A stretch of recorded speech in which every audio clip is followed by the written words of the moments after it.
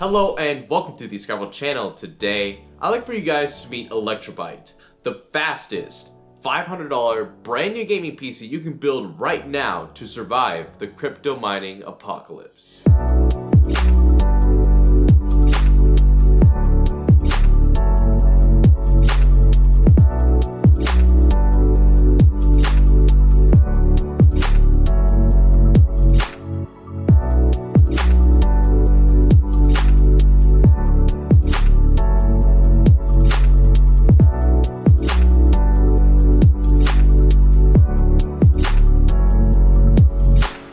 Real quick, I just want to say thank you so much for checking out this video, and for my loyal subscribers, thank you so much for staying with the ScatterVolt channel. To show my appreciation, I'm here to quickly tell you guys that I will be giving away Electrobyte, and the details for that will be near the end of this video. Anyways, Electrobyte is my $500 budget gaming PC for those of you who want to build a brand new gaming PC but want to avoid those ridiculous graphics card prices that are completely taking over the market. How's that possible? Well, that's all thanks to the star of today's gaming PC build, the Ryzen 2400G. Now, what's special about Electrobyte, and unlike other budget AMD Raven Ridge gaming PCs you may have seen on YouTube, is that you will have the ability to completely max out this system for gaming without a dedicated graphics card, all for $500. That is all thanks to the unique part configuration that I configured for Electrobyte, and I am very confident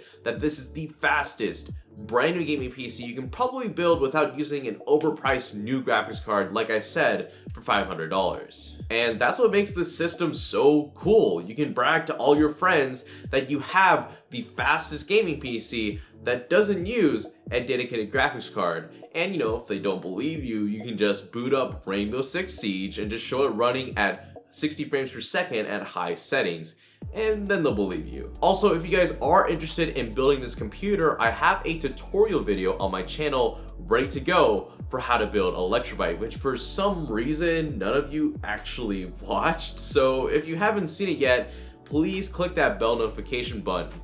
I mean, I personally believe this, but I believe YouTube's been kind of lazy on their upload notifications, so make sure you are notified of my newest uploads. Anyways, I want to give some quick shout outs to Team Group for sponsoring Electrobyte with their badass Vulcan RAM, and Ryzen, if that's how you pronounce it, I apologize, for sponsoring Electrobyte with their slick Leto R CPU cooler. I also want to give a mention to Kaboom Designs on Twitter for providing the name Electrobyte for this build, which, by the way, follow me on Twitter if you haven't yet, if you want to stay up to date with the YouTube channel, the dank memes that I post from time to time, as well as potentially having the chance to name my next gaming PC build.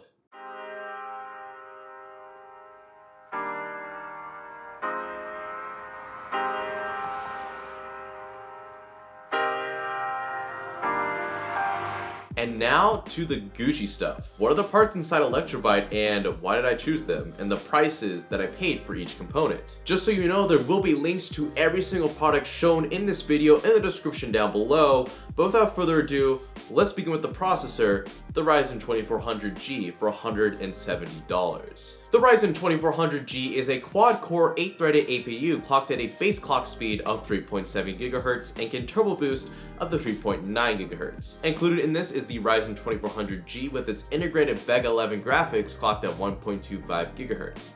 And it's because of these integrated graphics that we are even able to have a chance at running modern PC games in the first place. Next up, for the motherboard, I chose to go with the ATX MSI B350 PCMate motherboard. Now, the reason why I chose this motherboard in the first place is because of MSI's really easy to use M-Flash software, which is what will allow you to update the BIOS on this motherboard to support the new AMD Raven Ridge APUs. That is, if you choose to go with this motherboard. If you decide to go with one of the new B360 motherboards that can already support Raven Ridge processors, then completely ignore doing a BIOS update at all. Aside from that though, the B350 PCMate offers great overclocking on the CPU and RAM for $70, and also sports some stylish looks that'll be great with the black, silver, and yellow color scheme of Electrobyte. Now for the RAM, I could have gone with a regular DDR4 RAM stick clocked at 2400 MHz for about $88, which most people would use for building their next or their first gaming PC, but being in the game for so long, I know how valuable it is to use higher clocked RAM for APUs. This is because APUs use system memory also as their graphics memory, and since they don't have their own dedicated memory pool for graphics in the chip itself, unlike a dedicated graphics card which already has its own graphics memory pool, it needs to pull from the RAM. Hence why I went with 8GB of Team Group Vulkan's RAM clocked at 3000 MHz, which you can buy for $98, which is about $10 more expensive than the cheapest 8GB DDR4 RAM kit you can probably find on average, but in return, you'll be getting much better graphics performance from that higher RAM clock speed. And you know, speaking of higher clock speeds, I opted out of going with the stock AMD CPU cooler and went with this beautiful Ryzen Tech Leto R CPU cooler for $37. I personally believe this was a very smart choice, since in order to max out this system as promised, especially for gaming, we're gonna have to overclock the integrated graphics on the 2400G. Finishing up for the power supply, I chose the 500 watt Thermaltake Smart Power Supply rated at an 80+% efficiency for $40. It's cheap, and it works, which is why I chose it. For the hard drive, I went with a 500GB Western Digital Blue hard drive, since at the time of configuring Electrobyte, I was able to snag one off Amazon for $32, which is a killer deal. And finally, for the case, I went with the Corsair Spec 04 for $40. This is one of the best cases I've seen for $40, all from the well-designed yellow and black front panel, clean open interior, and very pleasant building experience that came along with it while I was actually building the computer itself in my build tutorial video for Electrobyte. All of those parts added up combined to a total price of $486 when I originally bought it back in the middle of February.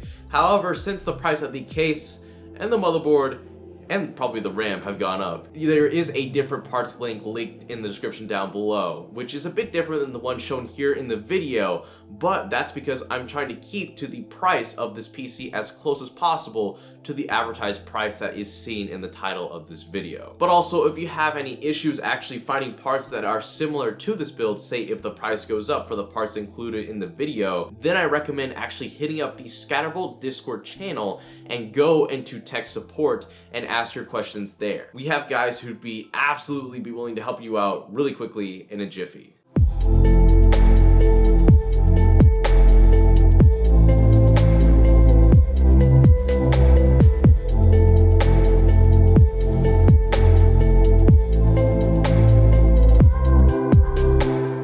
And now onto my experience and review of Electrobyte. Nothing really changed in terms of typical everyday to day usage, going from an APU based system versus the typical CPU and GPU based system. But I will mention that if you want this system to come to life, you will need to overclock it, as you will see very soon. I found overclocking on this system to be way simpler than I originally thought, and all I needed to do was simply to go into the BIOS, change the UMA buffer size to 2GB, change the GTX clock speed to 1600 MHz, and then change the RAM speed to 3000 MHz. And finally change the CPU voltage to something reasonable. In my experience, I found 1600 MHz to actually be a bit too high of a clock speed, as games would frequently crash, so I dimmed down the clock speed to 1575 MHz, and then I encountered 0 game crashing issues. Now, you may be asking, why did you not overclock the CPU portion of the 2400G? Well, since this is an APU,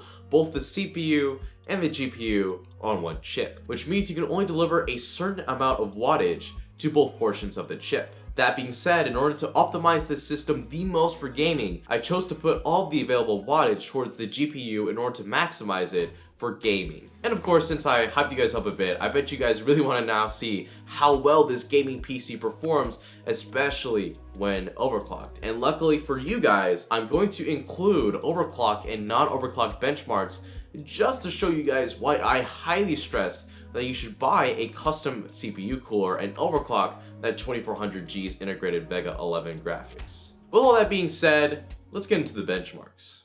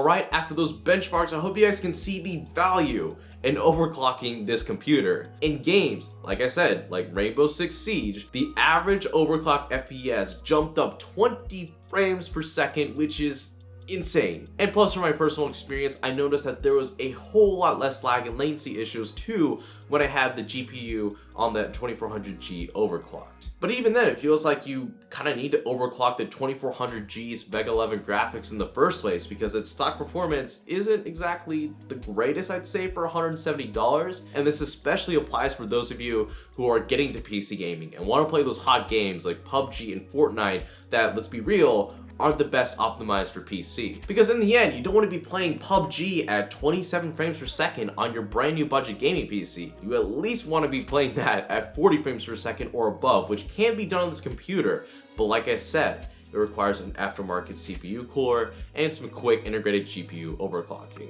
Furthermore, yes, this system can game without a GPU at 1080p at decent settings.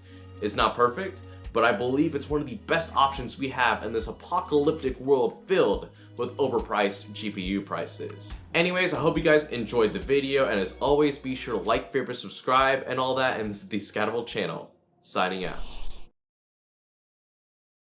And now for how you can win Electrobyte. Recently, I made a Patreon page for the ScatterVolt YouTube channel due to these channels' recent poor upload performance as a result of doing a full-time computer engineering degree on top of YouTube and many of my other extracurricular things I do with my university. But of course, there needs to be an incentive for supporting the channel through Patreon, right? So I was thinking that I could just give away all of the main gaming PCs that I produce on the channel to my Patreon supporters, on top of some other perks like earning a special rank on the ScatterVolt Discord server. That way, your support will allow me to continue building more gaming PCs on the ScatterVolt channel, and through that, I can give back by giving away those gaming PCs that I produce to one of you loyal Patreon supporters. So if you're interested in winning Electrobyte and becoming a supporter of the ScatterVolt channel through Patreon, a link to my Patreon page will be linked in the description down below.